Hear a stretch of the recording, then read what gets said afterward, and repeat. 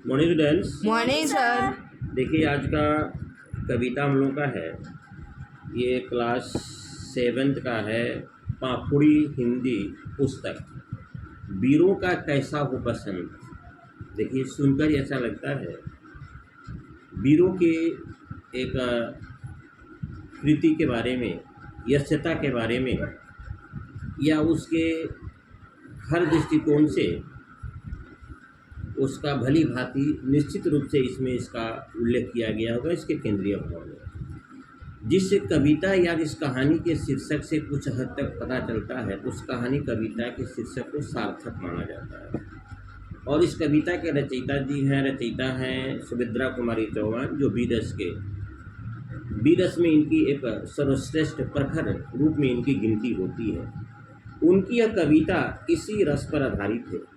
इसके माध्यम से वे हमारे गौरवपूर्ण इतिहास को जानकारी देती है, साथ ही हमारे अंदर राष्ट्र प्रेम अथवा राष्ट्रीयता को भावना को विकास हुई। तो अंग्रेज के ज़मानों में किसी में वीररस कविता लिखने की ताकत नहीं थी, क्योंकि आपने देखा होगा जितनी भी कविताएं लिखी गई आज़ादी के पहले, वो सब क्या है, श्रृंगार रस है, भक्ति रस है। कोई ईश्वर को स्तुति किया है, कोई कृष्ण का किया है, कोई राधा का किया है, कोई देवी देवताओं का किया है, कोई प्रकृति के सौंदर्य पर कविता लिखी है। ऐसे बहुत सारी कविताएं हैं।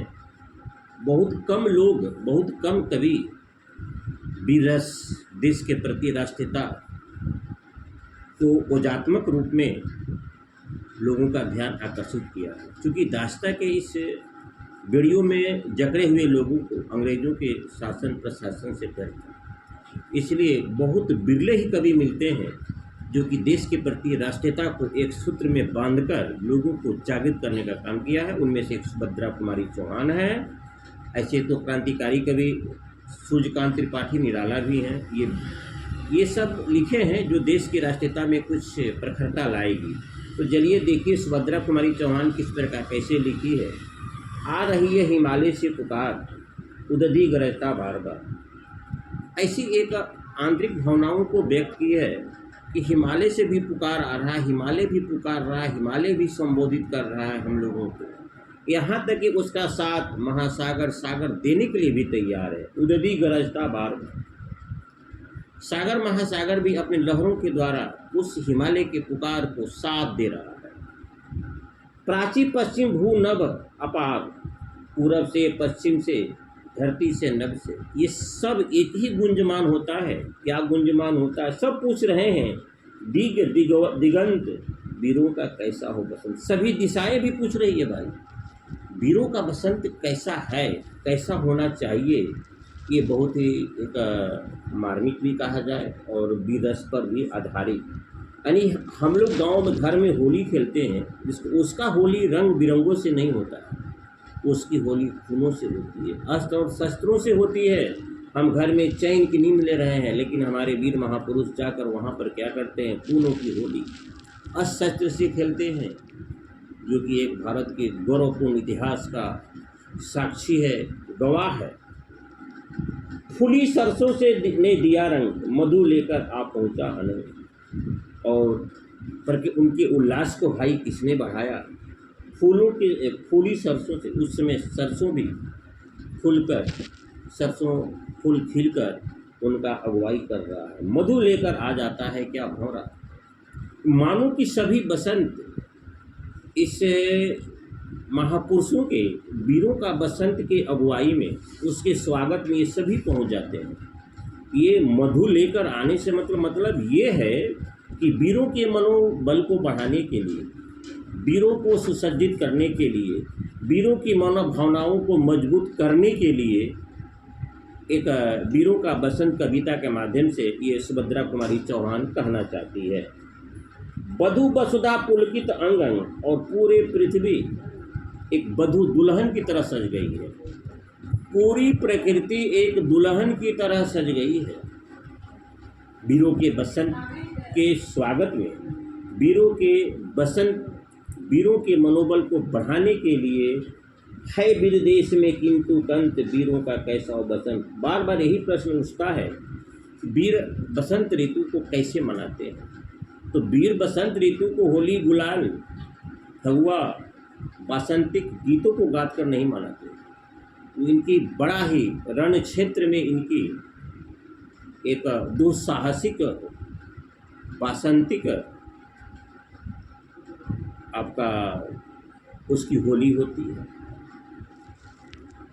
वीरों का कैसा वो बसंत भर रही कोकिला इधर तान, और उधर कोकिला भी साथ दे रही है, उधर भौरे भी साथ दे रहे हैं, उधर हिमालय भी साथ दे रहे हैं, उधर उदधी भी साथ दे रहा है, और पृथ्वी दुल्हन की तरह सज चुकी है वीरों का बसंत की अगुवाई में। कि वीरों के बसंत को सफल बनाने के लिए प्रकृति के सारे संसाधन साथ दे रहे हैं। मारू बाजे उधर गान है रंग रण का विधान, इधर तो घर में गान बज रहा है, रंग का विधि विधान है, लेकिन भाई वहाँ पर क्या हो रहा है, रण का विधान, वहाँ युद्ध का विधान है। घर में तो मान लेते हैं रंग गुलेल से लोग खेल रहे हैं, लेकिन हमारे महापुरुष वीरों का जो बसंत है वह कैसे मना रहे हैं, रण क्षेत्र में मना रहे हैं। मिलने आए हैं आदि अंत वीरों का, अब यहीं पर आदि और अंत का हिसाब किताब है। मैंने हर कुछ अपना न्यौछावर करने के लिए हमारे वीर सपूत तैयार हैं। मैंने आदि और अंत, यहीं पर आदि और यहीं पर अंत है। गलबाहों या कृपान, चक्र चितवन हो या धनुषबाण, हो रस विलास या दलित प्राण त्राण, हर दृष्टिकोण से हर कुछ अपना न्यौछावर कर देंगे। गलबाहों में, बाहों में कृपान हो, चल चितवन हो या धनुषबाण, माने हर दृष्टिकोण से हम तैयार हैं अपने प्राणों की आहुति देने के लिए। हम घर में रंग गुलेल की होली मनाने के लिए तैयार नहीं है, हम मातृभूमि की रक्षा करने के लिए सब कुछ न्यौछावर करने के लिए तैयार हैं। अब यही समस्या है दुरंत, लेकिन समस्या तो यही है कि भाई वीर भाई कैसे बसंत मनावे, घरों में होली खेलकर मनावे, रंग खेलकर गुलेल खेलकर, कि मातृभूमि मातृ की रक्षा करने के लिए देश की गुलामी के बेड़ियों को तोड़ने के लिए जाकर रण क्षेत्र में होली खेले। कह दे अतीत अब यह मौन त्याग लंके, तुम में क्यों लगी आग, तू एक कुरुक्षेत्र अब सब जाग जाग। ये आप देख रहे हैं कि भाई लंका में आग क्यों लगी है, अन्याय पर न्याय की जीत के लिए लंका में आग लगी। इसका एक स्वतंत्र उदाहरण है, एक इसका ज्वलंत उदाहरण है, इससे भी हम लोग को शिक्षा मिलनी चाहिए। कुरुक्षेत्र में लड़ाई क्यों हुआ, इससे भी हम लोग ये ज्वलंत उदाहरण रचयिता श्री ये सुमित्रा कुमारी चौहान जी बता रही है कि आप इससे भी शिक्षा लीजिए। सम्मुख होकर ये आपको एक शिक्षा दे रहा है। मौन से अतीत से पूछिए कि भाई लंका तुम में क्यों लगी आग, कुरुक्षेत्र में क्यों लड़ाई हुई, उससे भी न्याय के लिए, अन्याय पर न्याय की विजय के लिए ये दोनों ज्वलंत उदाहरण बयां कर रहे हैं। बदलता अपने अनुभव अनंत वीरों का कैसा, हल्दी घाटी की शिलाखंड से पूछो, हल्दी घाटी से देखो, हल्दी घाटी में जो शिलाखंड अभी भी गवाह है। हे दुर्ग सिंहगढ़ के प्रचंड, राणा ताना का कर घमंड, राणा ने यह स्वीकार किया जब तक मैं आज़ादी अपने हाथ में नहीं लूँगा तब तक मैं अनाज नहीं खाऊंगा, सूखी घास की रोटी खाऊंगा। ये सब क्या गवाह दे रहे हैं। हम लोग घरों में नहीं बैठना चाहिए, हम लोग को चैन की नींद नहीं लेनी चाहिए, हम लोग अपने देश के लिए सब कुछ न्यौछावर कर देना चाहिए। दो जगह आज स्मृतियाँ ज्वलंत वीरों का, ये स्मृतियाँ हम लोग में एक प्रचंड उमंग भर दे, देश की सेवा के लिए, देश के लिए प्राणों की आहुति देने के लिए। ये एक स्मृति शेष के रूप में है, लेकिन हमको वह प्रेरित करती है। भूषण अथवा कवि चंद नहीं, बिजली भर दे अब हुआ भूषण और कवि, भूषण कवि चंद ये लोग वीर रस के कवि थे। इनके कविता में वीर रस की भावनाएं कूट कूट कर भरी हुई है। ऐसे कवियों की अभी अभाव है, ऐसे कवि बिरले ही मिलेंगे जो कि भूषण और चंद की कविताओं में राष्ट्रीयता कूट कूट कर भरी है। बिजली भर दे वह छंद नहीं, अब ऐसी कविता लिखने की क्षमता किसी में नहीं है। इसमें देश के लिए बिजली, नस नस में उमंग, नस नस में जोश भर दे। है कलम बंधी है स्वच्छंद नहीं, अंग्रेजों के प्रशासन में हमारी कलम बंधी हुई है। हम कोई कविता देश के प्रति नहीं लिख सकते हैं, देश की राष्ट्रीयता को उजागर करने के लिए हम कविता नहीं लिख सकते, हमारी कलम बंधी हुई है।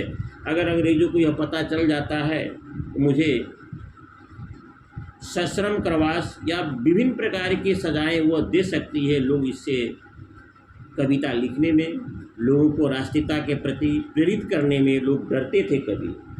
फिर हमें बताए कौन, तो भाई तब कैसे मालूम होगा हम लोग वीरों का बसंत कैसे होगा, किस प्रकार का होगा। तो ये कवित्री इस समस्या में क्या है, दो मत में है कि घर में रंग गुलेल से होली खेला जाए कि रण क्षेत्र में खून से होली खेली जाए। उदधि मने समुद्र होता है, भी मने धरती, मधु मने मीठा रस, वसुद्ध मने पृथ्वी, मारू बाजा युद्ध भूमि में बजने वाला बाजा, विधान व्यवस्था, गल बाहूं गलों में बाँह डालना, चल चितवन चंचल दृष्टि, चलित त्राण कमजोर उद्धार कार्य, शिला पत्थर ज्वलंत अस्पष्ट प्राची पूर्व, दिग्दिगंत दसों दिशाएं अनंग, कामदेव तान स्वर आदि प्रारंभ, कृपान तलवार, रस विलास रंग ऐश आराम। तो इस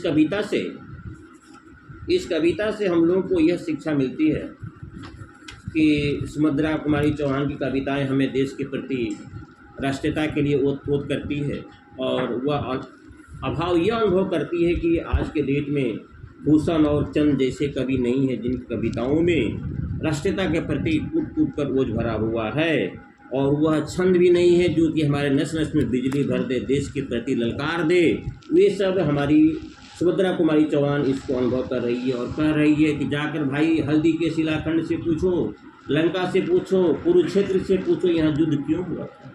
न्याय के लिए युद्ध हुआ था, इसलिए हम लोग को न्याय के लिए, भारत मातृभूमि की रक्षा के लिए अपना सब कुछ न्यौछावर करने के लिए तत्पर रहना चाहिए।